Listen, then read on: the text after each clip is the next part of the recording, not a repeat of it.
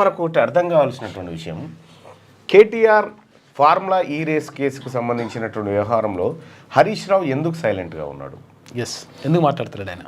హరీష్ రావు ఈ టాపిక్లోకి ఎందుకు రావడం లేదు?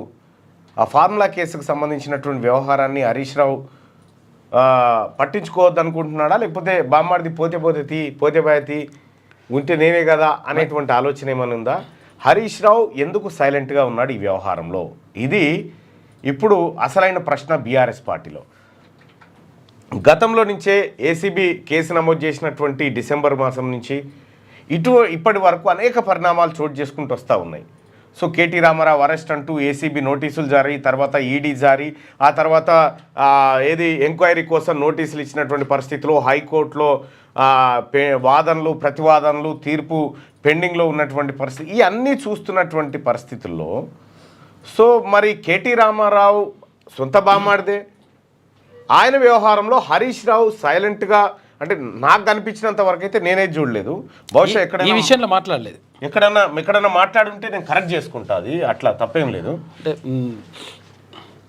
మెడికల్ స్టూడెంట్ ఈ కార్ రేసు పెండింగ్లో ఉంది అన్న అని చెప్పని అంటున్నారు.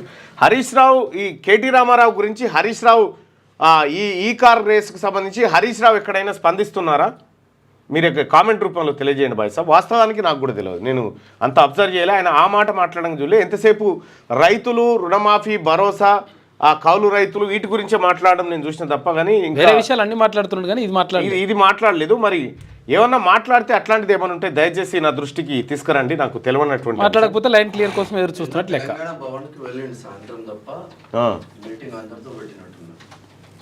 అచ్చా no no no no no no అచ్చా, హరీష్ రావుకు తెలిసి ఉండొచ్చు ఈ కేసులో ఏడ కనిపిస్తలేడని, అసెంబ్లీలో అని ఎక్కడ చేయలేదు. అదే నాకు కూడా కనిపించలేదు, నాకు కూడా అది కనిపించలేదు దయచేసి, ఎందుకంటే నేను కరెక్ట్ చేసుకోవడానికి ఛాన్స్ అడిగిన మిమ్మల్ని. నో లేదని చెప్తా ఉన్నారు. వికారాబాద్ బీసీ టోటల్ జనాభా ఎంత అన్నీ చెప్తా బాయ్ సాబ్. ఇలా నిజామాబాద్ అర్బన్ ఉంది, అర్బన్ తర్వాత మిగతా అన్నీ చెప్పుకుంటూ వస్తాం. నా విఆర్ఓ నోటిఫికేషన్ హరీష్ రావు ఎక్కడ మాట్లాడట్లేదు. బహుశా ఈ వార్తలు అయిపోయిన తర్వాత ఎక్కడన్నా మాట్లాడితే మాట్లాడుతుండొచ్చు. సో మరి నేను మాట్లాడడం లేదన్న హరీష్ రావు, మాట్లాడలేదు, నేను మాట్లాడడం లేదు అన్న Harish Rao. Okay, no no no no అంటూ దయచేసి మార్నింగ్ న్యూస్ చూస్తున్నటువంటి మిత్రులారా ఈ లైక్ బటన్ క్లిక్ చేయండి, అలాగే షేర్ చేయండి. హరీష్ రావు ఎందుకు సైలెంట్గా ఉన్నాడు? కేటీ రామారావు వ్యవహారంలో హరీష్ రావు సైలెంట్గా ఉండడానికి కారణం ఏంటంటే ప్రస్తుతం బీఆర్ఎస్ పార్టీలో ఒక స్తబ్దమైనటువంటి వాతావరణం నెలకొంది. దాంట్లో ప్రధానంగా ఏంటంటే నిన్న మొన్న మనం పేపర్లలో చూసినటువంటి వార్తలను ఒకసారి గమనిస్తే బీఆర్ఎస్ పార్టీ చీఫ్ అయినటువంటి కేసీఆర్ ఫామ్ హౌస్లో ఏడాది కాలంగా, ఒక్కరోజు కూడా కాదు, ఏడాది కాలంగా ఆ ఫామ్ హౌస్లో ఆ చెట్టు కింద కూర్చునే బదులు ఏమైనా హిమాలయ పర్వతాలలో ఏమైనా గుహకాడ కూర్చుంటే అదో రకమైనటువంటి వాతావరణం ఏర్పడుతుంది.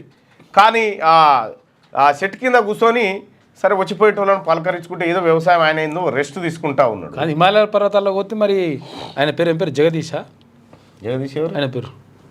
ఇదే మటన్ షాప్ పంపిస్తాడా? జ్ఞానేశ్వర్ మటన్ షాప్ పంపిస్తాడా? వచ్చి షేవింగ్ చేస్తూ ఉంటారు, ఇదంతా ఉంటుంది మళ్ళీ పరిచయం ఏమవుతుంది. కానీ కాకపోతే ఏంటంటే ఈ 1 ఇయర్ని అటుకేటాయిస్తే కొంత, ఎందుకంటే నరేంద్ర మోడీ గారు కూడా ప్రతిసారి ఎలక్షన్ వచ్చినప్పుడల్లా ఎలక్షన్ కంప్లీట్ కాగానే పోయి ఆ గుహలో కూర్చొని 10-12 గంటలు కూర్చొని వస్తాడనేటువంటి ఒకటి ఉంది కదా. సో ఆ గుహ ఖాళీగానే ఉన్నట్టుంది. ఆడి కేసీఆర్ గారు పోతే అయితే ఏడాది కాలంగా రెస్ట్ తీసుకుంటున్నాడు. నిన్న మొన్న పత్రికల్లో వచ్చిన వార్త కేటీ రామారావు గారు ఏమంటా ఉన్నారు, త్వరలో బీఆర్ఎస్ పార్టీ అధ్యక్షుడు ఎన్నిక ఉంటుంది అనేటువంటి మాట చెప్పిండు. ఈ మాట చెప్తే త్వరలో బీఆర్ఎస్ పార్టీ అధ్యక్షుడు అనేటువంటి మాట వచ్చిన తర్వాత ఇటు కేసీఆర్ గారు కేటీఆర్ గారిని కాదని హరీష్ రావుకి బీఆర్ఎస్ పార్టీ బాధ్యతలు అప్పగించే పరిస్థితి అయితే లేదు. ఒకవేళ హరీష్ రావు గారు కేటీఆర్ గారు ఇద్దరు వద్దనుకున్నప్పుడు కవితను ఆప్షన్గా తీసుకుంటారు తప్ప హరీష్ రావుని ఆప్షన్గా తీసుకోరు. కాబట్టి ఇక్కడ కేటీ రామారావు గారు ఈ తీవ్రమైనటువంటి ఆరోపణలో ఈ కేసులో ఇరుక్కొని జైలుకు పోతే సో మరి ఇక్కడ బీఆర్ఎస్ పార్టీని నడిపించేటువంటి బాధ్యతలు కవిత గారితో అయితే కాదు. ఆమెకు కొంతవరకు పోరాటానికి సంబంధించినటువంటి నాలెడ్జ్ ఉన్నప్పటికీ కూడా పూర్తి స్థాయిలో ఒక లాబియింగ్ కానీ లేకపోతే ఢిల్లీ లెవెల్లో లాబియింగ్లు చేసేటువంటి కార్యక్రమం కానీ రాష్ట్రంలో ఉన్నటువంటి బీఆర్ఎస్ పార్టీ కార్యకర్తలను కథన రంగంలోకి దించే వ్యవహారంలో కానీ ఆమె పూర్తి స్థాయిలో సక్సెస్ కాకపోవచ్చు. కాబట్టి ఉన్న ఏకైక ఆప్షన్ హరీష్ రావే. ఎప్పుడు కేటీ రామారావు జైలుకు పోతే తప్ప ఏది అనధికారికంగా హరీష్ రావు తెర మీదకి వచ్చేటువంటి అవకాశం ఉంది. కాబట్టే సైలెంట్గా ఉన్నాడా ఏంది అనేటువంటి ఒక చర్చ జరుగుతూ ఉంది. సో మరి అది వాళ్ళ పార్టీకి సంబంధించినటువంటి వాళ్ళ కుటుంబ పార్టీకి సంబంధించినటువంటి వ్యవహారం కాబట్టి దాంట్లోకి వాళ్ళు మాట్లాడితే తప్ప నిజాలు బయటకు వచ్చే పరిస్థితి లేదు.